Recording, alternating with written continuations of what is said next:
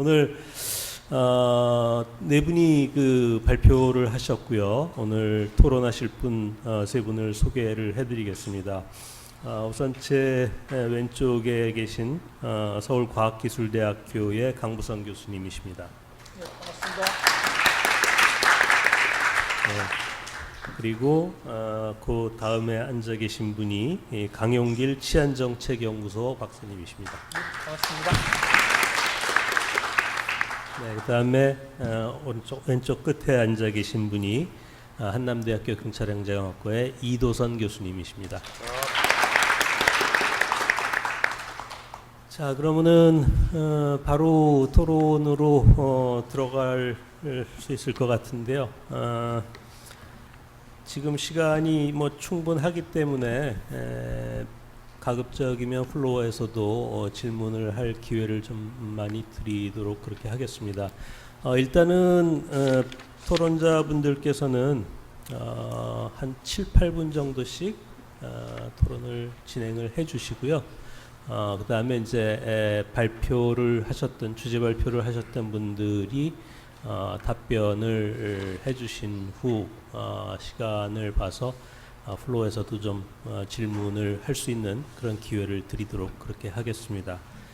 자, 그러면은 우선 첫 번째로 강부성 교수님 토론 듣겠습니다. 예, 반갑습니다. 저는 서울과학기술대학교 건축학부에 근무하고 있습니다. 이경훈 교수님하고 셉테드학회 계속 같이 참여해서 나름 열심히 활동하고 있고요. 오늘 이제 여기 와서 이렇게 셉테드의 어떤 발전 상황이랄까요? 또 우리나라에서 자리를 정착하고 있는 이제 조금 어떻게 보면 많이 성숙했다 이런 생각합니다. 그래서 그런 걸 보고 상당히 기쁘기도 하고 또 그렇게 애써주신 여러분들한테 이제 감사드리기도 하고 또 경찰청, 아우리 이런 기관에서 특히나 또 한국 셉테드학회 이런 기관이 서로 협력해서 이런 뭔가 정착시키고 발전시킨다는 거에 대해서 상당히 좋은 방향으로 가고 있다 이렇게 생각합니다. 그래서 여러 기관한테 감사드리고 앞으로도 더 적극적으로 교류하면서 협력하는 그런 추진을 하면 좋겠다고 또 한편 당부드립니다. 뭐 시간이 여유가 있으니까 먼저 김진표 국장님께서 공동체 중심의 예방 치안 좋은 말씀 주셨고요. 저는 그러니까 이제 사실 저는 우리 학교에 이제 건축 봉사단이라는 걸 만들어서 학생들 저희 학교뿐만 아니라 몇 개 학교에서 한 100몇십 명이 1, 2학기에 뭔가 어려운 분들한테 이제 건축 봉사를 하고 있는데 한 10년 조금 넘었어요. 근데 쉽지 않아요. 그러니까 그게 그런 공동체를 계속 유지한다는 게 쉽지 않다 이 생각을 합니다. 그리고 이제 셉테드가 이제 그쪽으로 이제 접어드는 그런 계기가 됐기 때문에 유인책이라는 게 지속할 수 있는 유인책이 필요하다 이렇게 생각해요. 왜냐하면 이제 셉테드 사업을 하면 그 동네에 집가가 좀 올라갈 수도 있고 집값이 올라갈 수도 있고 또 뭐 장사가 잘 될 수도 있어요. 근데 거기에 재능 기부를 하는 사람들한테는 자기한테 딱 경제적인 효과가 없는 경우도 있어요. 그렇기 때문에 그 사람들한테도 뭔가 자긍심도 주고 명예도 주지만 조금 더 지속적으로 자기가 참여해서 할 수 있는 그런 인센티브나 유인책이 필요하다 이런 생각합니다. 상을 최근에 이제 표창을 한 25개 정도 만들어서 주신 거는 물론 엄청 좋은 것 같고 이제 그런 것들이 더 확대되고 그것이 거기에 참여한 사람들의 뭔가 메리트로 작동될 수 있는 그런 시스템을 만드는 게 중요할 것 같고 그래서 그런 걸 좀 이렇게 한번 어떤 생각을 갖고 계신지 한번 여쭤보고 싶고요. 그다음에 두 번째 김창곤 그 과장님께서 또 이렇게 말씀 주셨는데 저 이제 과거 이제 셉트 시범 사업 많이 하고 그랬잖아요. 그리고 이제 그거를 계속 유지하는 것은 돈도 많이 들고 어렵다. 그래서 그런 걸 하나의 샘플로 보고 각각의 지역이 뭔가 뭐 공동체 개념 이렇게 해가지고 환경을 개선하는 그렇게 유도하는 게 상당히 전 좋다고 생각해요. 그다음에 이제 거기에 또 제가 이제 그 대학생들하고 조금 얘기해 보면 학생들이 뭐 밤에 집에 못 가고 밤새 학교에 있다가 뭐 아침에 집에 간다. 대학가 원룸에서 무서워서 그런 애도 있었고 또 웬 남자가 밤에 찾아와서 문을 두드려서 뭐 한 일주일 10일간 집에 안 들어갔다. 뭐 그런 경우도 있었어요. 그래서 그 대학가의 어떤 그 주거 문제를 좀 이렇게 염두에 두셨다는 거에 대해서 상당히 감사드리고 조금 더 그런 쪽을 좀 더 배려해 주는 게 우리 그 원룸의 어떤 문제를 해결할 수 있는데 도움이 되겠다 싶습니다. 그래서 그런 것도 계속 해주면 좋겠다 생각 들고 그다음에 뭐 박현호 교수님 그 말씀 주신 거 상당히 그 의미 있게 봤고요. 저희 같은 경우는 차 같은 경우는 다 성능이 있고 가격이 잘 연결되는 것 같고 거기에 사람들이 다 믿음이 있어요. 근데 이제 건축물은 그렇지 못한 것 같고 이게 범죄 안전할까? 또는 뭐 여기 사실 아파트 살 때도 겨울에 햇빛이 안 들어오는 집 많거든요. 그러니까 일조나 이런 성능이 확보 안 된 집이 많아요. 아까 이제 생활안전 얘기도 나왔지만 그래서 그런 것들이 아직 그 건축에는 성능 개념이 좀 약한 상황인데 그런 성능 개념 측면에서 상당히 그 뭔가 발표해 주신 게 의미가 있다 싶습니다. 그런데 이제 또 좀 더 구체적으로 들어가면 그 지금 KSF 2637, 2638 이런 게 방범 성능하고 조금 차이가 있어요. 그냥 그 강도나 이런 성능이지 그 실제 방범 성능 차이가 있기 때문에 그런 것들을 제대로 바꾸는 과정에서 좀 더 건축계 또 전문가들 이런 사람하고 긴밀하게 협력해서 그 뭔가 시스템을 만들지 않으면 좀 더 이렇게 활성화되는데 그 시간적 제약이 있겠다 이런 생각이 듭니다. 그래서 그런 것들을 좀 이렇게 어떤 구상을 갖고 계신지 궁금하고요. 네, 마지막에 그 조 박사님 해주신 거 그 상당히 좋은 뭐 이렇게 책자도 만드시고 그래서 아주 유용하게 쓰일 것 같습니다. 그래서 뭐 상당히 애쓰신 것 같아서 감사드리고 그다음에 이제 공간 안전 그 디자인이라는 표현 아주 좋은 것 같아요. 왜냐하면 저희가 이제 셉테드라는 용어를 많이 쓰는 것도 범죄 예방 이런 표현이 너무 센 것 같아서 그냥 셉테드라는 표현을 썼기 때문에 또 그 셉테드라는 표현은 일반인이 이해하기 어렵고 그래서 뭐 공간 안전 디자인이라는 어떤 순화된 표현 상당히 좋다고 생각을 해요. 근데 이제 조금 이것을 활성화시키려면 예를 들면 그 셉테드 디자인된 아파트다. 그러면 거기다 뭔가 마크를 붙여주고 그래서 그게 소문이 나서 모든 사람들이 그걸 따라하게끔 그래서 범죄 예방이 되면 한 20% 정도 임대료 비싸도 살겠다 이런 사람 많거든요.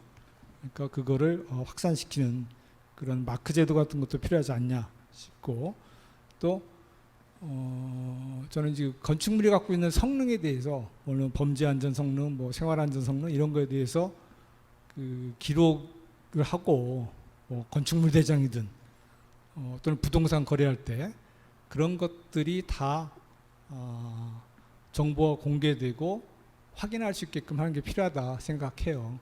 그래야지만이 좋은 건축물, 범죄 예방된 건축물들이 더 많이 소비가 되고 제값을 받는다 생각합니다.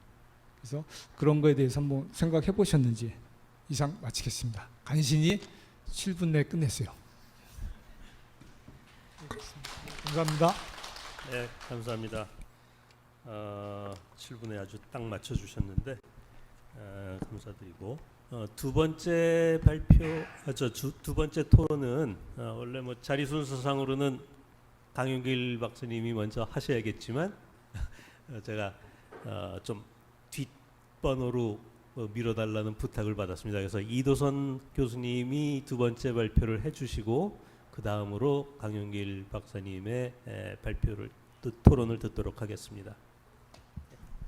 예, 한남대학교 경찰행정학과에 근무하는 이도선이라고 합니다. 우선 요즘 같은 시기에 상당히 의미 있는 이런 논의가 국민의 안전과 사회 질서를 유지하는 데 최일선에 있는 우리 또 경찰청 본청에서 또 국책 연구기관으로서 또 이 셉테드 분야에 대해서 아주 활발한 연구가 이루어지고 있는 건축도시공간연구소가 함께 이 공간에서 이런 논의가 이루어지고 있다는 점은 매우 고무적이고 사실은 뭐 보시다시피 이 자리에 앉아 계시는 발표를 해주신 교수님들과 또 토론해주신 분들은 개인적으로는 이 셉테드 분야의 대한민국의 원조가 되시는 분들인데 또 이런 저한테는 은사님과 같은 분들인데 또 함께 이런 데서 논의를 할 수 있는 기회가 되어 굉장히 감사드립니다. 제가 우리 마지막으로 우리 토론해 주실 시간을 위해서 저는 한 5분 이내로 간략하게 말씀을 좀 드리고자 합니다. 사실은 앉아 계신 그 플로어에 계신 분들 모두 공감하시겠지만 우리나라는 굉장히 안전한 나라죠. 실제 뭐 2015년에는 한 69%, 2019년에는 한 75%의 국민들이 우리나라가 안전하다고 인식하고 있을 뿐만 아니라 관심 있으신 분들은 아시겠지만 전 세계 한 110여 개 국가의 경찰관들이 대한민국의 이 경찰이 운영하고 있는 치안 인프라 역량들을 배우러 오고 있습니다. 그런데 왜 우리 국민들은 범죄에 대한 두려움이 높은가에 대해서 여러 논의가 있지만 사실은 언론의 뭐 범죄 보도 관행, 뭐 반복적이고 자극적이고 이러한 것들이 꽤나 유의미한 영향을 미친다라는 연구 결과도 상당히 있습니다. 그럼에도 불구하고 세계 최고의 치안 수준을 유지하고 있는 우리 경찰과 또 이런 R&D 부분을 담당하고 있는 우리 뭐 아우리라든지 치안정책연구소라든지 이런 기관의 다양한 연구로 지금 우리는 셉테드 분야가 활성화되었을 뿐만 아니라 거기에 대한 한계에 대한 지적들도 많이 나오는 시점에 와 있는데요.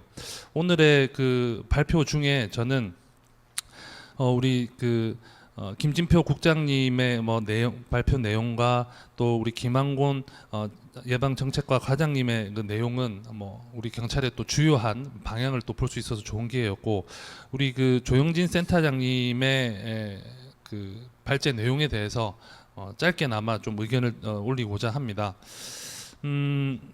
우선은 지금 이 연구에서 다가구 다세대 연립주택에 대해서 아주 디테일한 어떤 가이드라인을 제시하고 또 이러한 부분들을 또 국민들에게 또 널리 또 이해하기 쉽게 그 용도별 시설별 어떤 효과에 대한 부분들을 제시했다는 점은 굉장히 의미가 있고 이러한 부분들은 앞으로도 그 아우리에서 계속적인 어떤 연구가 진행이 될 것이고 또 연구자의 한 사람으로서도 굉장히 기대가 큽니다만은 조금 아쉬운 부분은 사실은 예전부터 논의가 되어 있던 내용들이 조금 중복되어 있다는 부분은 조금 아쉬운 부분이기도 합니다. 오히려 우리 아우리에서는 조금 더 거시적인 관점에서 뭐 저 개인적인 바람입니다만은 좀 우리 국민들이 그러니까 아우리 그러니까 건축도시공간연구소라는 기관에서 수행되는 연구는 상당히 공신력이 있을 뿐만 아니라 신뢰감을 줄 수 있는 것이기 때문에 개인 연구자하고는 조금 차이가 있겠죠. 무게감이 다르겠죠. 그래서 가령 예를 들어서 시설이나 공간이나 용도나 이런 좀 구체적이고 실효적인 가이드라인들이 기존에 있었던 것을 뭐 물론 기존에 있었던 것을 더욱 정치하게 만들어내는 것도 의미가 있겠지만 조금 더 좀 실효적인 가이드라인의 개발을 위해서 그런 부분에 대해서 조금 더 해주시면 어떨까라는 생각이 듭니다. 제가 이런 말씀을 드리게 된 이유는 아마 발바리 사건으로는 뭐 국내에서도 가장 그 유명했던 대전 발바리 사건이 지금 제가 근무하고 있는 대전의 한남대학교 주변에서 일어났었습니다. 한 7년 동안 110차례의 침입 강도 강간이 있었고 110차례의 범행인데 피해자는 한 150명 정도 되니까 한 집에서 2명, 3명도 피해가 있었다는 얘기인데 이제 세월이 꽤 지나 제가 학생들과 그런 뭐 순찰 활동 혹은 셉테드 관련된 수업으로 현장을 다니면서 느낀 점은 결국에는 이런 물리적인 어떤 변수들에 대한 통제, 거기에 대한 실효적인 어떤 가이드라인의 제공은 아주 필수적이고 중요합니다만은 그것보다 더 중요한 것은 사실은 그 지역의 인구학적인 특성, 사회학적인 특성, 그 다음에 행정 그 지역의 행정 효율성의 어떤 편차 이런 부분들에 대한 논의도 분명히 필요하고요. 조금 너무 광범위한 범위가 될 수 있겠지만 결국 그 지역 사회에 살고 계신 분들의 응집력을 좀 이끌어내고 애착이나 관여할 수 있는 참여할 수 있는 것들을 이끌어내는 부분에 대해서도 조금 우리 경찰과 또는 이 관련된 학자들과 함께 조금 통섭적인 관점에서 연구가 이루어지면 좋겠다라는 생각이 듭니다. 마지막으로 사실은 지금 오늘 제시해 주신 다세대 다가구 연립주택과 같은 곳은 아주 사적인 영역이고 또 특성은 여기 계신 분들의 소득이나 경제 수준이 굉장히 열악한 경우가 많습니다. 과연 이분들이 소위 말해 먹고 살기도 빡빡한데 나의 안전과 나의 범죄 두려움의 감소, 우리 아이와 우리 이웃의 안전을 위해서 지갑에서 지갑을 열 수 있겠는가?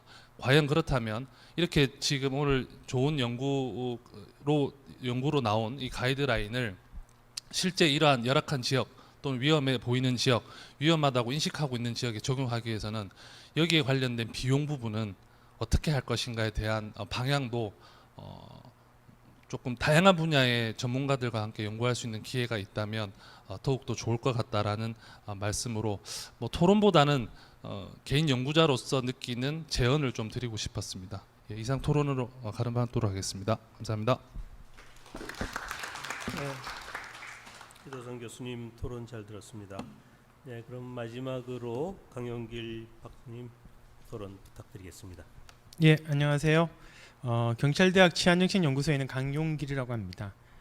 여기에 지금 저 CPO 분들이 많이 와 계시고요. 아마 교육이나 아니면 뭐 기타 자문이나 여러 가지로 이렇게 많이들 이제 저랑 만나신 분들이 꽤 많으실 겁니다.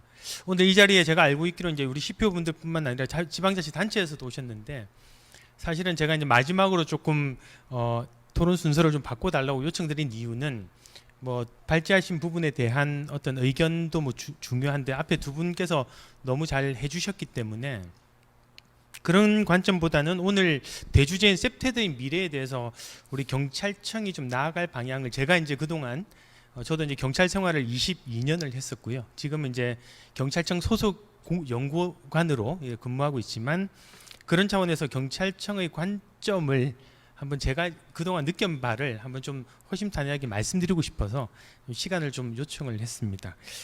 우선 저는 오늘 그 토론에서 3가지를 말씀드리고 싶은데요. 제일 마지막에 경찰청과 관련된 그를 좀 종합해서 말씀드리고 첫 번째는 아까 계속 우리 3세대 셉테드라는 말이 나왔습니다. 이거 논의한 지 이제 제가 기억하기로는 한 거의 뭐 2010년 정도쯤부터 3세대 셉테드라는 용어들이 등장을 했고 지금까지도 아직까지 서로 뭐 공도다 되거나 이것이 정해지거나 한 적은 없습니다. 아까 우리 저 김한곤 과장님께서 이렇게 그 보여주셨던 최근의 논문 2019년 4월에 발표됐던 어떤 3세 셉테드에 대한 그런 정의들도 개별 학자들의 의견일 가능성이 높겠다. 그런데 그 나왔던 그 2가지 기타 3세대 셉테드와 관련돼서 지금 논의되어 왔던 것들의 가장 핵심적인 공통 키워드가 있더라고요. 한마디로 지속 가능성이었습니다. 그럼 이 지속 가능성을 지금까지는 외국의 셉테드에서 만들어진 1세대, 2세대 셉테드라면 이제 3세대의 단계에서는 각 국가별 맞춤형 셉테드로 이제 나아가야 될 그럴 상황인 것 같다. 우리가 단순히 외국 학자들이 주장하는 그 3세대 셉테드 그대로 수용하는 것은 저는 별로 바람직하지 않다. 그리고 분명히 공언하건대 저희가 2010년도에 이제 한국 셉테드 학회라는 걸 통해서 여러 이제 셉테드에 관심 있는 여러 학자분들이 함께 모여서 의논하고 한국의 셉테드 발전을 위해서 노력하고 있는데 저희가 외국을 꽤 많이 나가봤습니다. 셉테드가 처음 만들어졌다는 미국도 가봤고요. 영국도 가봤고 셉테드를 잘하고 있다는 호주도 가봤고 일본도 가봤습니다. 그리고 얼마 전에는 이제 유럽 쪽도 갔다 왔는데 저희가 공통적으로 느낀 것은 그곳은 정말 우리보다 굉장히 빨리 셉테드라는 생각을 했는지는 모르지만 현재의 속도는 감히 자부하건대 우리나라의 셉테드가 훨씬 더 빠른 속도로 그리고 굉장히 광범위하게 이루어지고 있다. 이제 3세대 셉테드를 더 이상 외국 학자들의 의견에 의존하지 말고 우리끼리 한번 대토론회를 할 필요가 있겠다. 물론 여기에 경찰청이 좀 구심점이 된다면 훨씬 더 시너지 효과는 있을 수 있겠다라는 생각을 했습니다. 그래서 오늘 많은 분들이 3세대 셉테드라는 용어를 이렇게 제안하셨는데 이것을 다른 말로 한국형 셉테드란 이름으로 향후의 3세대 셉테드를 우리 셉테드의 미래로서 한번 대토론회를 한번 해봤으면 좋겠다. 그래서 우리 나름대로 우리는 이런 것을 3세대 셉테드라고 한번 정의하고 이런 관점에서 한번 추진해보자라는 논의들이 좀 나왔으면 좋겠다라는 생각을 했습니다. 두 번째는요. 아까 우리 박현우 교수님께서 뭐 이렇게 표준과 관련돼서 많이 이제 말씀해 주셨고 또 오랫동안 그쪽 분야에 대해서 이제 연구를 해 오셨고 또 우리 조영진 박사님께서도 사실 아우리에서 이제 이런 저희가 굉장히 감사하게 생각하는 것은 한국 셉테드 학회는 사실 조금 큰 단위의 큰 공간에 대한 전반적인 셉테드들을 많이 연구해 왔었습니다. 그런데 오늘 발표하신 두 분의 논점은 그거보다는 조금 더 세분화된 그래서 사실은 방범 시설이죠. 많은 분들이 예전부터 이미 사실 알고 계셨지만 이것을 좀 더 셉테드라는 원리들하고 묶어서 좀 체계화시키는 그런 것들을 이번에 제시를 해주셨다는 데 대해서 뭐 저희들 나름대로는 상당히 이제 도움이 될 것 같고 앞으로 구체화하는데 굉장히 도움이 될 것 같습니다. 근데 저는 이제 여기에서 현재 단계에서 사실 그렇게 구체화되는 방법들을 이끌어내는 건 너무 좋은데 현재 단계를 곰곰이 좀 분석을 해보니 이제 저희가 건축법에서 범죄예방 건축기준고시라는 것이 2016년도에 만들어지면서 이제 금년 8월부터 새로 개정된 부분들이 시행이 되잖아요. 그럼 저는 이 부분이 어쨌건 이제 법률적으로 가장 거의 유일하게 현재 우리의 건축에서 범죄 예방과 관련되는 부분을 현장에 투입할 수 있는 유일한 방법이다. 그럼 이것을 현실화할 수 있는 방법은 무엇일까라는 고민이 있습니다. 이 고민이 있고 이 고민과 함께 두 분께서 말씀하신 그런 구체적인 기술적인 부분들, 표준화되는 부분들이 함께 논의가 되면 좋겠다. 근데 이 고민이 빠져서는 어쩌면 굉장히 서로 다르게 굴러갈 수도 있겠다는 생각이 들어서 이 부분을 잠깐 좀 말씀을 드리고 싶습니다. 범죄예방 건축기준 고시의 실행 확보 방안이 굉장히 필요하다고 생각되는데 이것이 굉장히 이제 그 대상이 많이 확대됐잖아요. 전체 주택으로 거의 다 확대됐는데 물론 신축이긴 하지만 기본적으로 벌칙 규정이 없습니다. 의무라고 규정되어 있지만 벌칙 규정은 없어요. 법률에서 벌칙 규정이 없다는 것은 굉장히 사문화될 가능성이 높은 법률이다라고 통상은 얘기를 합니다. 근데 벌칙 규정은 비록 없지만 현실적으로 행정적으로 충분히 이것을 담보할 가능성이 있는 제도들이 있더라. 이게 뭐냐면 각 지자체에서 건축 심의나 허가를 할 때 그 허가의 평가 내용에 이 건축물의 범죄 예방 건축 기준 고시에 나와 있는 항목들을 잘 지켰느냐 여부를 평가해 주면 됩니다. 문제는 이 평가가 그러면 제대로 이루어져야 된다는 거죠. 현재 아마 여러 사례들이 있지만 아까도 잠깐 설명해 주셨지만 지금은 조금 이게 체계화되어 있진 않아요. 누구에게 어떤 기준으로 평가를 받아야 되는지 분명하지 않습니다.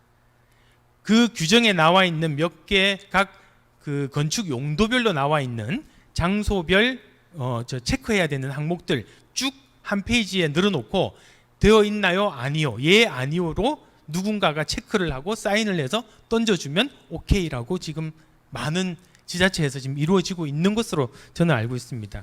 이 평가가 제대로 이루어지기 위해서는 평가 체계가 마련돼야 되는데요. 이 평가 체계의 마련을 위해서는 정확한 평가 기준과 공정한 그리고 객관적인 평가 절차가 마련되어야 합니다. 우리가 사실 고민을 해야 되는 것은 이렇게 그냥 툭 던지듯이 고시로 일반 건축물에는 어떻게 하고 일반 주택은 어떻게 하고 공동주택은 어떻게 하고 이렇게 던져 놓은 것들을 이제 평가 기준화시키고 이것을 어떻게 하면 공정하고 객관적인 평가 절차로 만들 것인지 하는 부분에 대한 논의도 반드시 좀 필요하다. 이러한 기준들을 던져 놓는다면 현재 유일한 법 체계에서 다룰 수 있는 셉테드의 출발점을 우리가 좀 더 정돈해서 나아갈 수 있지 않을까. 이게 만약에 잘 출발된다면, 잘 시작된다면 이후에 말씀하셨던 각 다가구 다세대 또 연립주택 그리고 방범 시설에 대한 표준화 이런 부분들도 함께 잘 맞물려 갈 것 같다라는 그런 생각이 듭니다. 그래서 이 부분에 대한 논의도 저희가 이제 함께 좀 필요하다라는 말씀이고요. 세 번째로 이제 경찰청의 향후의 셉테드 전략에 대해서 좀 말씀드리고 싶습니다.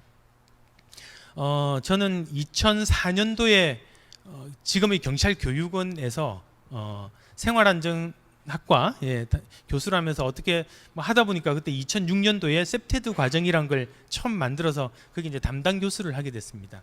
그 전까지는 사실 이제 그때 우리 이제 박현호 교수님이 영국에서 유학하고 오셔서 셉테드를 이렇게 알리고 싶으신데 본인이 이제 하시기에는 너무 수업이 많아서 저보고 좀 같이 좀 해달라고 그래서 저는 이제 사실 강의안을 빌려서 시작을 했습니다. 하다 보니까 너무 재밌었고요. 또 너무 신선했습니다. 근데 문제가 뭐냐면 하다 보니까 이게 경찰이 해야 되는 분야인가? 분명히 범죄 예방이란 건 알겠어요. 근데 경찰이 언제부터 디자인을 했고 언제부터 건축을 했을까요? 우리가 언제부터 도시 설계에 그렇게 관심이 많았을까요? 그런 전문가를 과연 경찰에서 얼마나 많이 찾을 수 있을까요? 근데 지금 있는 경찰관들에게 셉테드를 하라고 하면 이분들에게 뭘 하라고 요구를 해야 될까라는 생각들이 굉장히 많았습니다. 그것은 저 스스로가 생각했다기보다는 강의를 하면서 질문들을 하셨어요. 거기에서 한 방씩 맞기 시작해서 그게 어느덧 10년이 되고 15년이 되다 보니 이제 그런 생각들이 저도 그 말이 참 옳은 것 같다. 제대로 할 수 있는 사람들에게 그 역할을 주고 무엇을 어떻게 할 것인지를 정확하게 알려줘야만 되는 것이지 우리가 그냥 CPO라는 사람들을 데리고 있어. 그래서 우리는 다 할 거야. 이건 아니라는 거죠. 현재 CPO 분들이 사실은 좀 안타깝지만 매년 인사마다 1년마다 사실은 거의 전국적으로 한 50% 이상이 교체가 되시는 걸로 알고 있습니다. 과연 1년 동안 CPO로서 얼마나 많은 전문 지식을 가지고 어떻게 CPO 업무를 수행하고 있을까라는 부분에 대한 고민들이 굉장히 많습니다.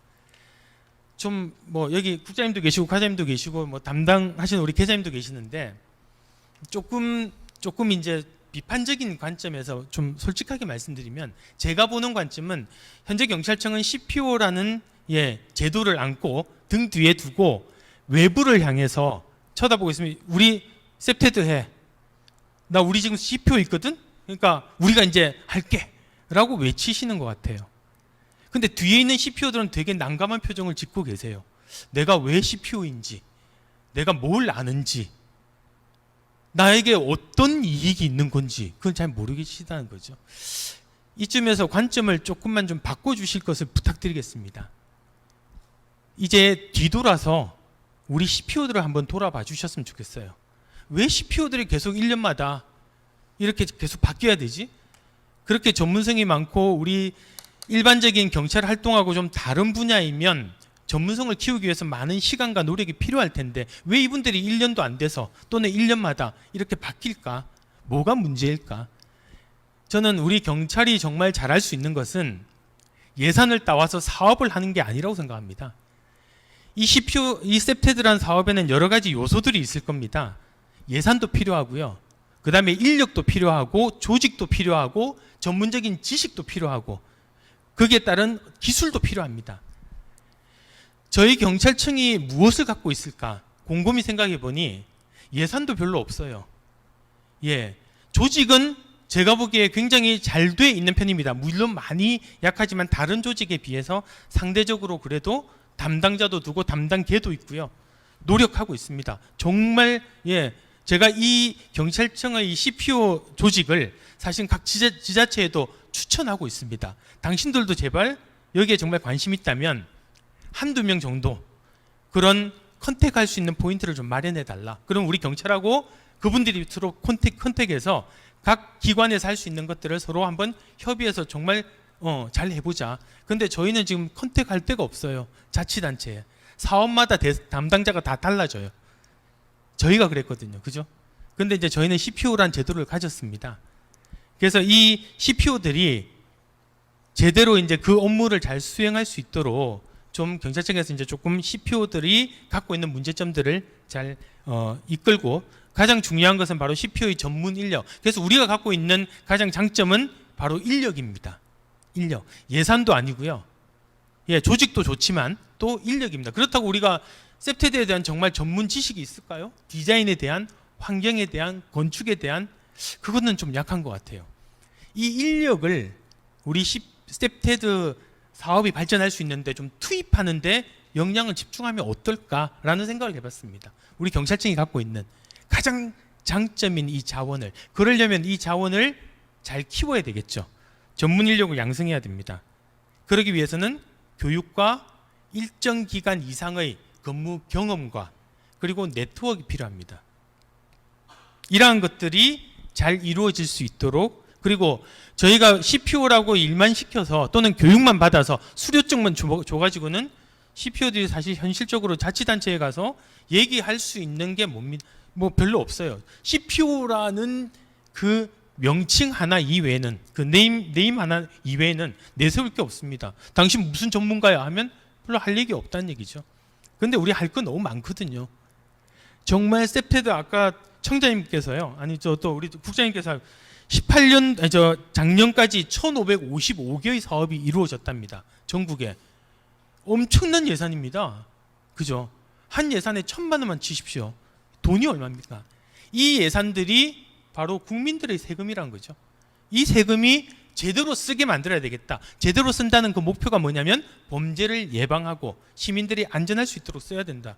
그러면 우리의 역할은 그 사업을 굳이 하지 않더라도 그 예산들이 제대로 쓰일 수 있도록 계속 팁을 주고, 전문가로서, 전문 인력으로서, 또 범죄와 관련된, 안전과 관련된 전문가로서 계속 조언을 해줘야 합니다. 사업은 그분들이 하셔도 됩니다. 자치단체에서 오신 분들이 훨씬 더 사업은 잘하실 수 있으세요. 그래서 우리가 잘할 수 있는 것들을 좀 다시 한번 정립을 했으면 좋겠다. 우리 바로 CPO들의 전문성을 향상시키는데 조금 더 비중을 좀 두셨으면, 그리고 우리의 셉테드에서의 차지하는 비중은 바로 전문가를 양성하고 이 셉테드 산업에 전문가를 투입해주는 일이다 라는 하나의 성격 규정이라면 아마 우리 CPO분들이 향후에도 굉장히 자부심을 가지고 갈 수 있을 거라고 생각됩니다. 여기에서 이 전문성을 확보하고 우리 CPO들의 동기부여를 하기 위한 대표적인 방안으로 생각하고 있는 것은 단순히 교육 수료로 끝나지 말고 일정 근무 경력과 교육과 평가를 거쳐서, 사실은 저는 경찰청에서 전문가 자격증이든 전문가 인증이든 이러한 형태의 자격을 부여해 주셨으면 좋겠습니다. 그래서 이분들이 외부에 나가서도 내가 경찰청장으로부터 받은 전문가다라고 내세울 수 있는 무언가가 하나는 있다면 지금보다는 훨씬 더 자신감을 갖고 잘할 수 있지 않을까라는 생각입니다. 뭐 제가 너무 좀 어려운 얘기를 드렸는데요. 네, 고맙습니다. 예. 맨 뒤로 빼달라고 해가지고 무슨 말씀하실라나 그랬더니 이렇게 긴 얘기를 하시려고 그랬던 것 같습니다. 하여튼 뭐 굉장히 신랄한, 어떻게 보면 신랄한 그런 그 토론이었던 것 같습니다. 자, 그러면 이제 토론을 통해 가지고 나온 내용들에 대해서 각 발표를 하셨던 분들이 좀 답변을 해줘야 될 시간인데요. 제가 대충 이렇게 좀 정리를 해보니까 박현호 교수님, 먼저 조영진 박사님한테는 질문이 들어왔던 것들이, 질문 내지는 코멘트가 들어왔던 것들이, 먼저 다가구 다세대 연립주택에 대한 디자인 가이드라인 뭐 개발하고 한 것들은 다 좋지만 너무 그 기존의 것들과 중복되는 부분이 많지 않느냐. 좀 더 실효적인 가이드라인을 개발할 필요가 있다. 그것을 부탁한다. 하는 그런 그 얘기가 있었고 또 이런 다세대 다가구 뭐 이런 것들이 대부분 이제 사용자가 굉장히 비용 감당이 어려운 저소득층인데 이런 가이드라인을 적용하는 데 있어가지고 어떤 정책적인 뭐 혜택이라든가 이런 것들이 가능할 것인가 하는 거에 대한 질문이 있었습니다. 그리고 또 강무성 교수님께서도 뭐 다양한 그런 셉테드 활성화를 위해 가지고는 마크 제도라고 했는데 아마 이제 그런 것들이 뭐 다양한 인증 마크라든가 뭐 이런 거를 말씀하신 것 같은데 그런 것 포함해서 뭐 부동산 거래 시에 이런 범죄 관련한 정보 등이 공개돼서 어떻게 보면은 지자체나 또는 지역 주민들 역시 이런 범죄 정보가 투명하게 공개가 된다면은 그런 것들을 개선시키기 위해서 좀 더 자구책을 강구할 그런 계기가 되지 않나 하는 의견에서 그런 정보 등의 공개에 대한 의견이 어떠한가 하는 그런 질문을 해주셨습니다. 그 다음에 박현호 교수님에게 대해 가지고는 상대적으로 좀 질문 내용이 많지는 않았는데 강무성 교수님이 이 각종 뭐 KSF 저 번호는 잘못된 1037인가 2037인가 뭐 그런 것들이 대부분 이제 강도 실험에 대한 건데 그거보다 좀 더 방범 성능 실험이 되어야 하지 않겠느냐 그런 말씀을 해주셨고 거기에 대한 구상 다시 말해서 그런 방범 성능이 되자면은 방범 성능으로 좀 더 도약하기 위해 가지고는 건축 분야와의 일정 부분 협업이라든가 이런 것들이 필요할 텐데 거기에 대한 구상이 어떠한가 하는 거에 대해서 질문을 해주셨었습니다. 그리고 이제 김한곤 과장님에게도 질문이 좀 있었는데요.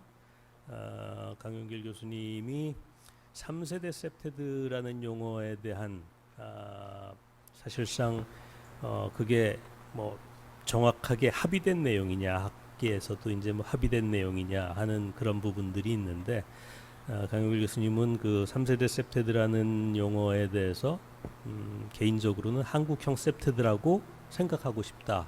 그랬을 때 한국형 셉테드가 과연 무엇인가 하는 거에 대해 가지고 한번 대토론회를 제의를 하셨는데 이 부분은 그 아마 과장님께서 한번 좀 언급을 해주시는 게 좋을 것 같고요.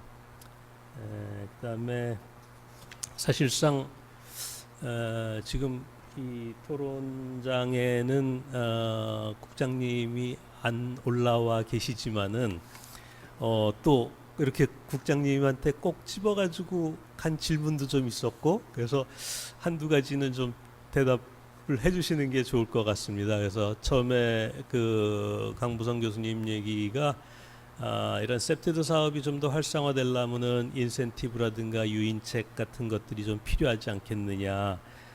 물론 이제 범죄 예방 대상 같은 그런 걸 통해서도 일정 부분 동기부여가 되겠지만 그런 것들에 대한 앞으로의 정책 방향이라든가 이런 거에 대한 질문이 하나 있었고요. 그다음에 이제 좀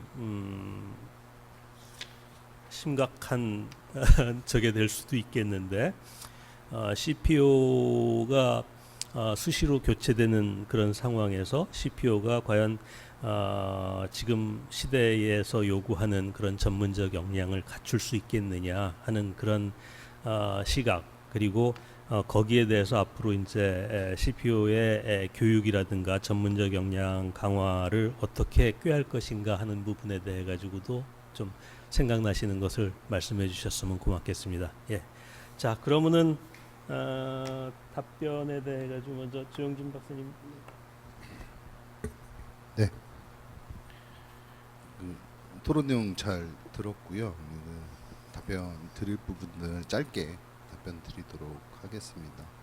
좋은 말씀들 주로 해주셔서 앞으로 더 자라나는 내용으로 주로 듣고는 있고요. 먼저 지금 정리해 주신 것처럼 그 범죄 예방 성능 자체를 어떤 기록하고 뭐 마크 뭐 일단 일종의 표지 제도까지 강성 교수님께서 말씀해 주셨는데요. 그 우리나라 건축 법제에서 굉장히 중요한 일이 올 4월에 벌어졌습니다. 아시는 분은 아실 텐데 건축물 관리법이라는 게 공포되었고 내년 4월 31일부터 시행이 되고요. 그 건축물 관리법에 건축물 관리자, 여기서 건축물 관리자는 건축주나 건축주에게 위임받은 관리인을 뜻하는데 이 관리자는 의무적으로 이 건축물의 성능을 유지해야 하고 그 중에 대차게 범죄 예방 성능이 들어가 있습니다. 그래서 광범 성능은 지속적으로 관리를 해야 하는 항목으로 들어가 있고요. 뭐 앞으로 그 부분이 특별히 어떠한 일이 있지 않으면 빠지지는 않을 겁니다. 그래서 노력하고 있다 이렇게 말씀드릴 수 있고요. 해당 성능 부분에 대한 것들은 5년 매 도래하는 5년 그 다음부터는 3년씩 신축 후 생애이력 관리 시스템에 해당 정보가 저장이 되게 되어 있기 때문에 건축주나 지금 대중에게 공개 여부는 아직도 하위 규정을 만드는 팀에서 굉장히 고민 중에 있습니다.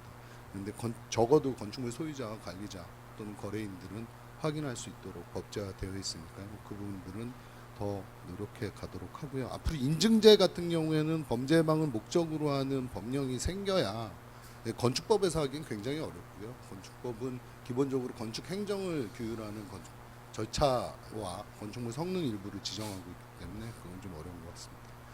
다음 이도성 교수님께서 말씀해 주신 부분은 일단은 이건 변명입니다.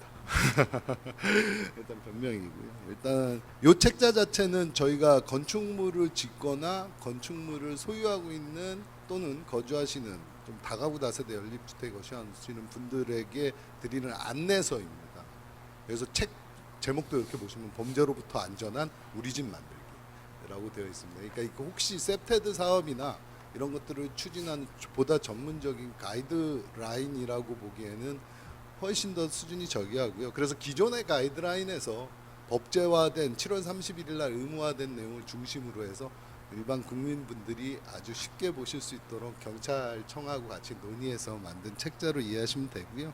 말씀하신 것처럼 본토와 실효적이 되려면 인과학이나 뭐 지역에 대한 기본적인 이런 것들 반드시 필요하고요. 그런 부분들은 이제 다른 파트에서 연구 진행 중이고 앞으로 노력해 가면서 교수님 자문도 구하고 해서 좀 더 나은 성과를 내도록 해보겠습니다. 그리고 다세대 다가구 주택 아까 제가 그래서 말미에 그러니까 비용을 잠깐 말씀드렸는데 이제 그것도 부담스러운 분들이 계실 겁니다. 그래서 사실 정부에서 이제 그 도시재생 뉴딜 사업 중심으로 해서 집수리 지원 사업이 있는데요. 저도 이제 관련 컨설팅을 지속적으로 하면서 범죄 예방 환경 개선에 대한 비용도 집수리 지원 사업에서 대줘야 되는 거 아니냐라고 계속 주장은 하고 있습니다만 아직 명문화되지는 못했습니다. 그래서 집수리 지원 사업 같은 경우에는 통상 수리에 들어가는 비용의 90%를 도시재생 뉴딜 사업비에서 대고 건축주가 10% 정도를 부담하게 되는데 외부 경관에 해당하는 것만 되도록 그러니까 담장과 이렇게 되어 있어서 지붕 그래서 이런 부분들은 좀 더 저희 기관에서도 노력해서 제도적으로 반영될 수 있도록 하겠고요. 그다음에 이제 민간에서도 이제 에너지재단 같은 데서 에너지 복지 사업 관련해 가지고 여러 단열재 교체나 창호 교체할 때 관련 기준을 따를 수 있도록 저희도 노력을 좀 해보도록 하겠습니다. 마지막으로 그 강용일 박사님께서 이제 범죄 예방 건축 기준 고시 같은 거에 이제 벌칙이나 이런 걸 둬서 강력하게 좀 실효성을 확보해야 하는 거 아니냐. 뭐 이런 말씀 일부가 제가 잘못 이해했는지 모르겠는데 보다 좀 실효적인 방법들이 필요하기는 한데요. 이제 이런 부분들은 사실은 이제 범죄 예방 건축 기준 고시 자체가 이제 건축법에 달려 있습니다. 이게 잘 생각해 보시면 이게 굉장히 이상한 일입니다. 왜냐하면 이게 범죄 예방 건축 기준이라서 그런 건축물의 성능의 일부를 기준할 수는 있는데 다만 가지조문 한 조문을 가지고 이렇게 굉장히 큰 부분을 다루고 있어서 건축법의 통상의 균형에 비례와 균형에는 좀 타당하지 않고요. 분명히 재정법으로 따로 나가야 되는 부분들의 필요성은 있습니다. 그래서 저희가 연구한 내용에는 재정법으로 나아가야 되는 방향에 대해서 별도로 좀 수록을 해놨고요. 그렇게 되면서 점점 더 실효적인 방향으로 저기가 진행이 될 수 있지 않을까. 저는 답변 이 정도로 하겠습니다. 고맙습니다. 뭐 혹시라도 답변이 미진하다고 생각되시면 나중에 한번 다시 이 기회를 드리도록 하겠습니다. 다음번으로는 박현우 교수님 답변해 주시죠. 네, 강부성 교수님이 좀 질문 하나 해주셔서 그 부분 제가 좀 답변을 드리기로 하고요. 그다음에 강용길 박사님께서 언급한 3세대 셉테드 그리고 CPU 역량 강화 관련해서 저도 간단하게나마 제 의견 조금 이렇게 말씀드리는 걸로 답변하겠습니다. 먼저 KSF 2637, 2638이 보면은 뭐 창, 문, 셔터에 기계에 의한 정하중, 동하중 뭐 시험 방법 표준이거든요. 기계가 하는 겁니다. 근데 국제 기준은 전체적으로 봤을 때 사람이 시험원이 직접 도구를 가지고 하는 테스트가 이제 일반적인데 KS 2637, 2638은 사람이 하는 시험원 알맹이가 빠져 있어요. 그래서 그거 인증받았다고 뭐 어떤 회사에서 막 홍보하고 그러면 솔직히 저는 사기친다고 100% 사기다. 알맹이가 빠진 그 성능을 가지고 무슨 성능이 있다고 하는 거에 해당이 되기 때문에 그리고 KS 2637, 2638은요 인증 표준이 아닙니다. 그냥 시험 방법에 관한 기껏해야 성적서 정도만 나오는 거예요. 인증받으려면 어떻게 되느냐? 단체 표준 인증. 그래서 단체 표준 인증을 만든 겁니다. 산업표준화법에 의해서. 그래서 단체 표준 지금 만들어 놓은 아까 말씀드린 방법 문, 방법 뭐 창살, 망창 이런 것들 제정된 것들은 인증 표준입니다. 그거는 방법 단순한 그 방법 표준이 아니에요. 그래서 그리고 이제 그래서 고시의 단체 표준 인증서라는 것이 좀 명문화 될 수 있었던 이유도 산업표준화법에 의해서 아까 말씀드린 ISO IEC 17011 엄격한 기준을 통과를 해야만이 가능하기 때문에 그래요. 그래서 그 차이는 좀 이해를 해주셨으면 좋겠고 그 건축계하고 이제 협업해서 이 부분을 표준을 앞으로 좀 추진을 해야 되겠죠, 당연히. 근데 그동안 뭐 제대로 못했던 이유는 고시가 이렇게 개정되면서 뭔가 활성화가 되기 시작한 거고요. 그 전에는 사실 표준화가 진행이 참 더뎠습니다. 사회적 관심이 너무 적었고 심지어는 뭐 건축계에 계신 분들 모셔다가 검업이라도 드려야 되는데 그거 드릴 그 여력조차도 없을 정도로 얼마나 제가 그 15년 동안 그 무료 봉사를 했는지 아마 이해하실 수 있을 것 같아요. 여기까지 온 것만으로도 너무 천심만고 끝에 감사할 따름이고요. 그래서 앞으로는 그래서 이 활성화돼서 표준화 속도도 올라가고 있고 분위기가 개선되기 시작하고 있어서 당연히 건축계에 계신 분 더 많은 분들 좀 이해관계자분들 참여를 해서 완성도를 계속 좀 올려갔으면 하는 그런 말씀을 드리고 싶고요. 저도 뭐 협회든 어디든 막 계속 얘기를 하겠습니다. 그 다음에 이제 강용길 교수님께서 3세대 셉테드 정말 좋은 말씀을 해주셨고 저도 셉테드 연구자의 정말 한국 역사에서 나름 좀 그 기여를 했다고 생각이 되는데 참 아직까지는 완전히 정립이 안 돼 있다 보니까 좀 고민들이 많으신 것 같고 저도 모호한데 제가 봤었던 것은 UN ODC라고 아시죠? UN 산하기구인데 거기하고 MIT하고 뭐 한 10년 전에 3세대 셉테드는 스마트 그린 셉테드다 이렇게 해가지고 모델 개념을 제시한 적이 한번 있습니다. 뭐 그 이후에는 방금 우리 과장님께서도 뭐 최근의 문헌을 가지고 개인 학자들이 이렇게 근데 거의 비슷한 것 같아요. 결국 뭐 녹색이랑 지속 가능성하고 연계되고 뭐 그러다 보니까 결국 뭐 비슷해지는데 제가 아까 말씀드렸던 현재 그 국제 표준화되고 있는 ISO 22341에는 22341 발음이 어렵네요. 거기에는 3세대니 뭐 이런 2세대 3세대 얘기는 없어요. 근데 뭐 셉테드의 그 현대적 일반 적용 원칙에서 그걸 설명을 좀 하고 있습니다. 3세대적인 것들을. 그게 바로 이제 지속 가능성, 녹색 도시 지향하는 거, 스마트 기술 이런 새로운 기술을 접목시키는 거예요. 그게 중요한 원칙으로 다루고 있습니다. 그렇기 때문에 뭐 한 축으로는 3세대 한국형 3세대 셉테드라는 브랜드 네임 사업을 하는 건 되게 멋진 것 같고요. 또 다른 측면에서 보실 때는 국제적인 기준에서 봤을 때는 그게 셉테드의 현대적인 적용 원칙으로 이해를 하시는 게 차라리 맞지 않겠나. 지네릭하게는 일반적으로는 그래서 그런 말씀 한번 드리고 싶고요. 마지막으로 CPU 역량 강화 이번 뜨거운 감자하고 사실 뭐 여기 앉아 계신 CPU 분들도 뭐 오래 계신 분들도 전에 그 교육원에서 만나서 뭐 같이 포럼도 한 분도 계시고 한데 오래 계신 분들은 3년 4년 좀 길게 하시는 분들이 있고 아까 말씀하신 대로 뭐 평균 뭐 1년도 못 견디고 이제 나가는 그런 상황들인데 그게 가장 아킬레스건인 것 같습니다. 역량이 있습니다. 다들 오래 하면 잘해요. 제가 봤을 때. 근데 가장 최악은 너무 경험이 쌓이려고 이제 막 시작하는데 바로 아웃되고 나가고 그런 거예요. 인센티브 제도를 좀 만들었으면 좋겠고요. 그래서 사실은 다양한 그 역량 강화 프로그램, 교육, 자격 인정, 인센티브 이런 것들을 사실 제가 용역 연구를 해가지고 결과 보고서를 드렸는데 이제 그거를 가지고 사실은 구체화해서 뭔가를 좀 했으면 좋겠고 강용길 우리 박사님께서 제시한 내용도 사실은 거기 연구를 해서 좀 많이 들어가 있는데 실천의 문제 같아요. 실천 결국 실천을 하면 얼마든지 수사 전문가 제도도 사실은 역량 강화를 위해서 만든 제도인데 비슷하게 뭐 방범 환경 전문가 제도라는 이런 걸 통해서 승진도 좀 빨리 시키고 또 뭐 인센티브 주면 그리고 좀 오래 근무하게 하면 역량은 볼 것도 없습니다. 올라갈 수밖에 없어요. 교육만 좀 강화시키고 그 오히려 쉬운 길이 있는데 그리고 자치 경찰한테 이제 그런 기능들을 이제 넘기는데 CPO 다 가라. 국가경찰이 가지고 있는 그런 세태드 역량이나 이런 것들은 그 전문성 자체를 스스로 부정하고 스스로 무시하는 것밖에 안 된다고 생각이 들거든요. 국가경찰은 국가경찰대로 뭔가 인력을 남겨서 그러면 자치경찰들 지도도 하고 교육도 시켜야 되는데 과연 뭐냐. 방범 환경 전문관이라든가 새로운 브랜드 네임을 가지고 확실하게 역량을 키워가지고 차별화시켜야 된다는 거죠. 이게 안 되면 아무짝에도 쓸모가 없어요. 똑같은 그 레벨의 그냥 사람이 되는 거예요. 자치경찰하고 뭔 차이야. 그냥 퍼넘겨야 돼요. 의미도 없어요. 그 부분은 좀 저도 좀 직설적으로 제가 비판적으로 말씀드리는데 제대로 좀 봐주셨으면 좋겠습니다. 그 부분. 감사합니다. 네, 수고하셨습니다.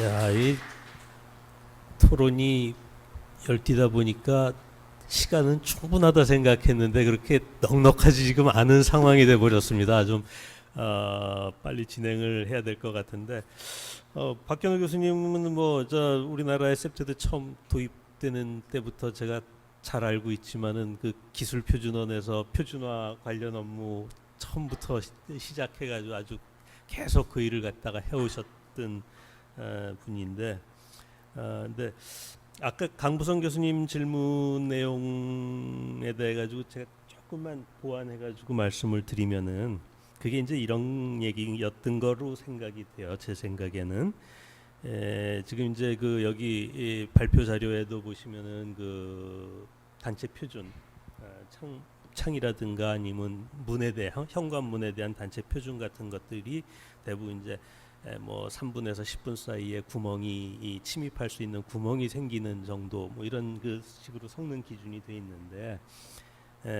그건 결국은 어떻게 보면은 그 실험 방법이라든가 이런 거하고 결부가 된 문제인데 어떤 하중을 갖다가 계속 수직 하중을 갖다가 충격을 가해가지고 그게 얼마 만에 돌파되느냐 하는 실험은 그건 강도 실험이라는 얘기죠. 근데 실제로 아무리 강도가 강한 현관문을 만들고 또는 쇠톱으로 자르기 어려운 방범 창살을 만들고 하더라도 실제 그것이 이제 건축적인 구조체하고 결합이 되려면은 방범창을 결국은 구조체하고 결합을 시켜야 되잖아요.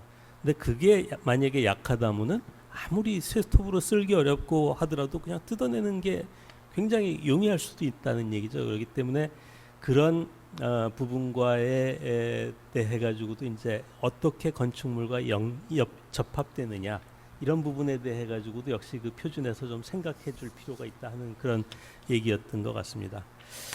자, 오래 기다리셨는데 그럼 김한권 과장님 답변 듣겠습니다. 국장님께서 먼저 한 말씀 하시겠습니까?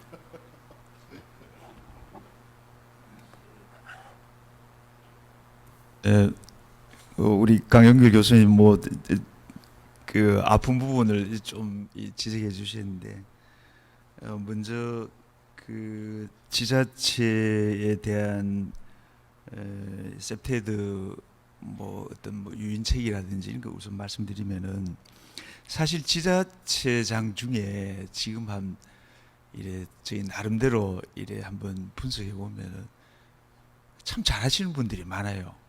제가 볼 때 그분들은 깨어 있으신 분 같아. 이 지역에 대한 안전이 사실 표하고 바로 직결되거든요. 이것을 이제 깨달으시는 분은 엄청 투자를 많이 하십니다. 우리 범죄 예방 대상도 마찬가지거든요. 범죄 예방 대상에 올해도 청주인가요? 청주 이제 될 텐데 그분이 경찰 출신이시거든요. 청주시장이 충주시장이구나. 이 범죄 우리 지역이 안전하다. 이게 그 선거에서 엄청난 그 무기가 되는데 저희가 작년에 처음으로 4억 8천 예산하고 내년에 한 15억 가까이 되는데 우리 김한곤 과장도 말씀하셨지만은 이게 마중물이 될 수 있거든요. 진짜 생각이 있으신 분들은 재선 3전 생각이 있으신 분들은 이 마중물의 돈을 가지고 3개년, 5개년 계획에 인천 그 기초자치단체는 5개년 계획으로 200억을 투자하셨더라고요. 예, 그러니까 그 지역에 대한 이미지가 완전히 바뀌는 거죠. 제가 볼 때 그분은 100% 삼선하실 것 같아요. 예, 그런 거고 또 우선 자치단체장들께서 좀 많이 좀 생각을 바꿔주셨으면 하는 게 제 생각에 그게 아마 가장 근본적인 문제가 될 것 같아요.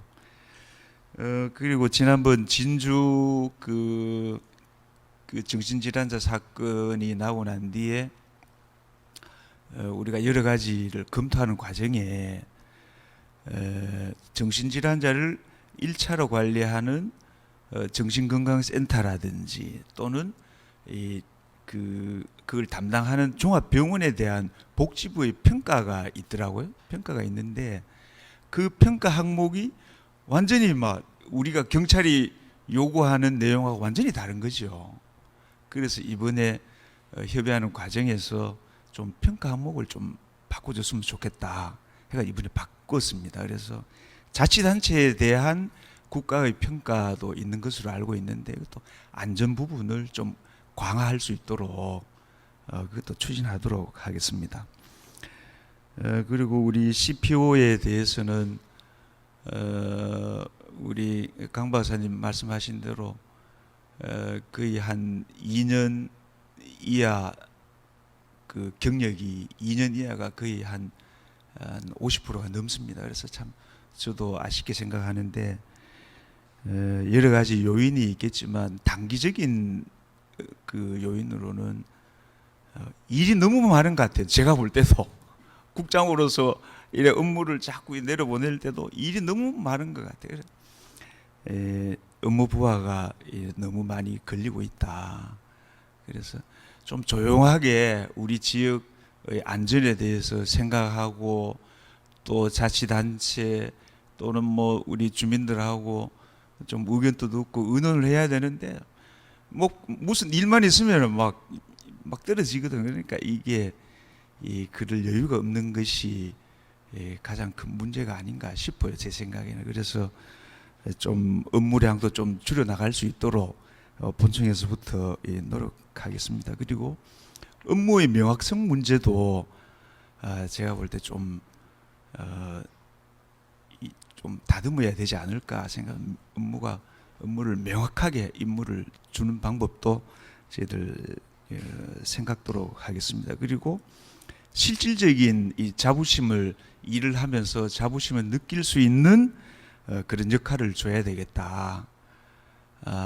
지금 경찰서에서 일주일에 한 번, 한 달에 한 번 그런 회의가 있는데 그것도 지금 또 주도하고 있지만 내부적인 걸 떠나서 외부적으로도 실질적으로 우리 지역의 안전한 여러 환경을 이끌어 간다는 그런 자부심을 줄 수 있는 방법도 고려토록 하겠습니다. 예를 들면은 건축심의위원회에 참석하게 해서 자치단체 협의회에서 참석하게 해서 의견을 제시하고 그 나중에 그 결과를 통보받는 방안 등도 같이 추진하겠습니다. 그리고 이제 전문가로서의 양성의 문제인데요. 생활안전에 지금 여러 가지 여성 또는 아동 성범죄 수사하는 과정에 그 수사관들을 지금 전문화시키는 작업을 추진 중에 있습니다. 그거와 마찬가지로 자격증을 받게 하고 또 그 등급에 따라서 어떤 처우를 달리하는 이런 문제도 우리 CPO에 적용할 수 있는 방법 등을 종합적으로 고려토록 하겠습니다. 감사합니다. 예, 이제 크게 큰 줄기를 국장님 말씀하셨고 이제 주무 과장이니까 좀 더 시간이 얼마 없죠. 그래서 간단하게 이렇게 설명드리면 이 우리 셉테드 발전을 위해서 경찰청이 할 수 있는 메리트가 뭐가 있느냐, 뭘 해왔냐, 앞으로 어떻게 할 거냐 이런 부분인데요.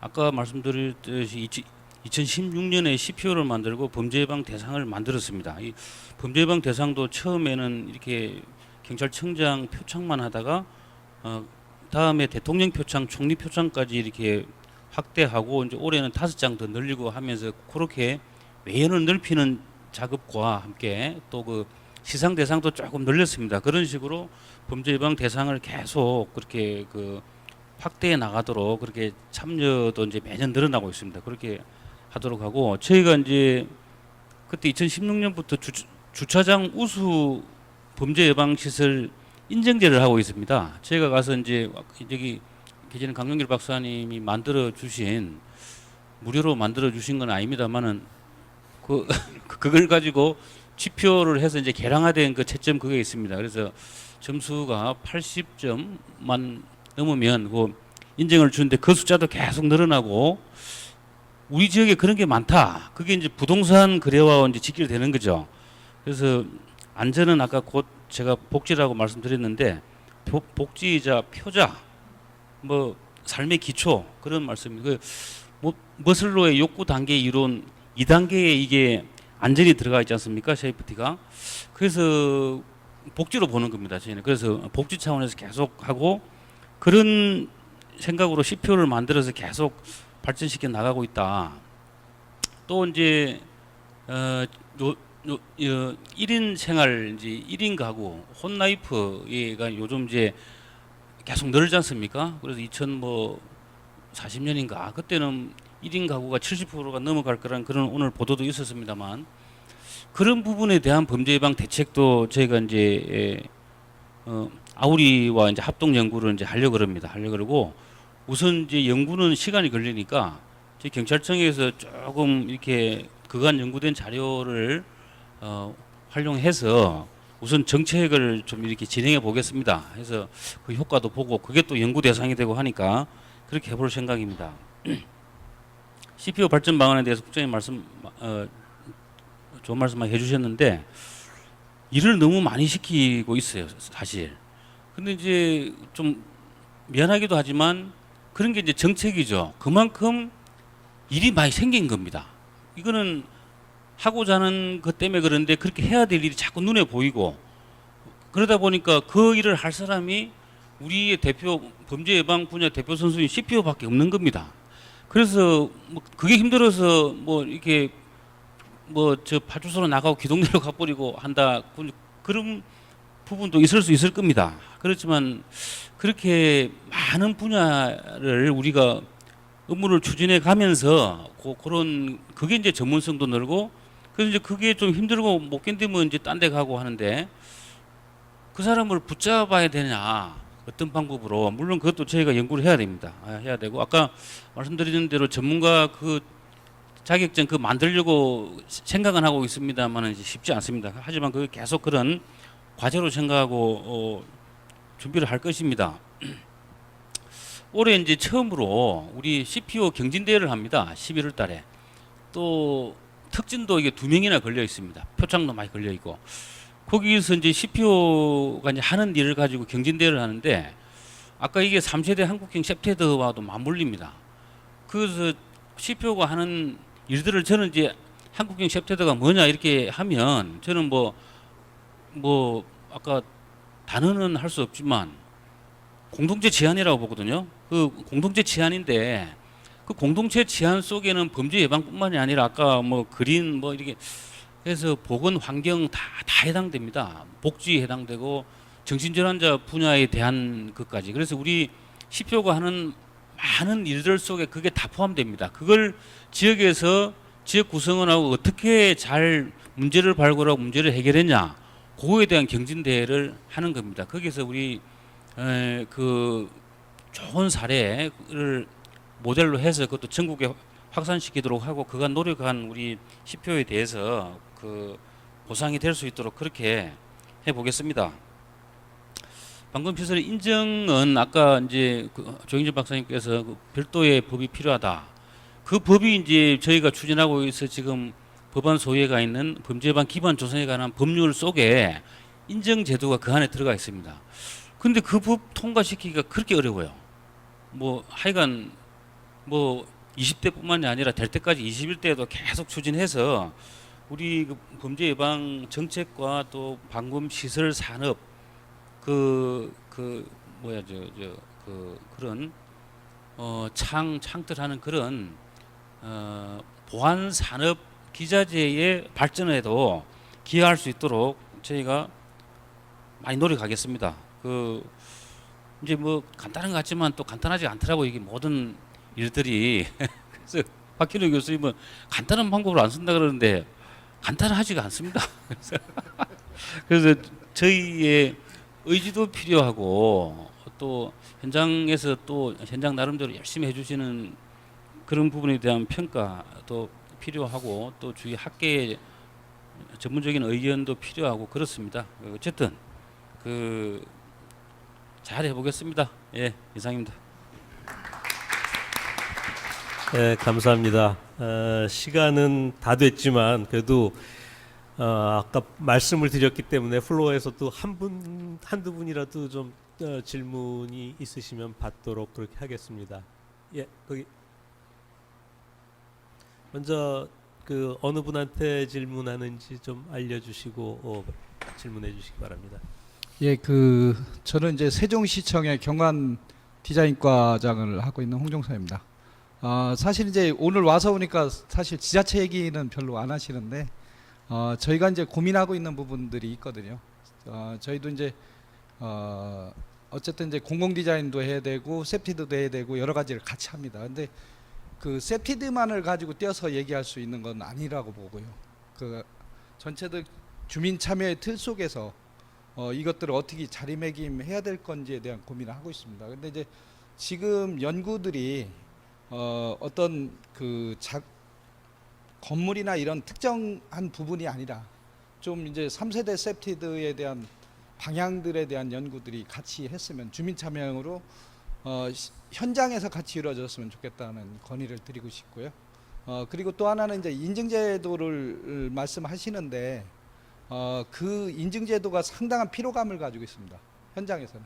그러니까 그런 부분들이 이제 여기서는 꼭 해야 된다고 얘기를 하지만 한쪽에서는 또 그게 피로감으로 오거든요.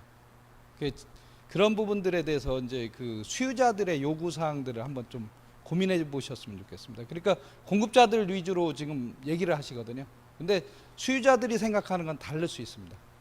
그래서 이제 지금 건축 인허가 제도도 없애겠다고 지금 얘기가 나오는 정도거든요. 왜냐하면 이제 심의제도가 40개 정도의 심의제도가 있기 때문에 그게 피로감으로 가거든요. 그래서 결국 건축 허가제를 없애겠다는 얘기 정도 논의가 지금 진행되는 정도로 가고 있어요. 그러니까 지금 이런 것들이 그 고민을 조금 더 해주셨으면 좋겠고요.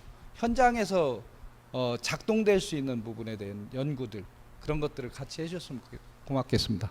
감사합니다. 네, 어떤 뭐 특정 발표를 지칭해 가지고 그 질문을 하신 건 아닌 것 같고 현장에서는 그러니까 소비자의 입장에서는 또 나름대로의 그 어려움과 뭐 때로는 피로감 이런 것들이 있다. 그런 것도 좀 감안을 해서 연구가 이루어졌으면 좋겠다는 그런 제언을 해주셨습니다. 아까 또 한 분 저쪽에서 손 드셨던 분인데 한 분 마지막으로 받겠습니다. 네, 안녕하세요. 저는 카이스트에서 그 박사과정으로 세프테드랑 범죄 두려움 관련해서 연구하고 있는 윤기준이라고 합니다. 저는 조영진 센터장님이랑 강용길 박사님한테 질문이 있는데요. 조영진 센터장님한테는 아까 발표하실 때 들어보니까 그러니까 셉테드의 기본적으로 셉테드에서 가시성을 높이는 거랑 영역 확보하는 게 중요하다고 하셨는데 그게 이제 한국 실정상 적용하기 어려운 부분이 있다고 말씀하셨는데 그게 어떤 실정이 있는지 좀 궁금하고요. 그리고 강용길 박사님한테는 그러니까 경찰 출신의 그 셉테드 전문가가 지금까지는 셉테드를 주로 건축학과에서 많이 한 것으로 알고 있는데 경찰 출신의 셉테드 전문가가 어떤 부분에서 더 강점을 가지고 있을지 궁금합니다.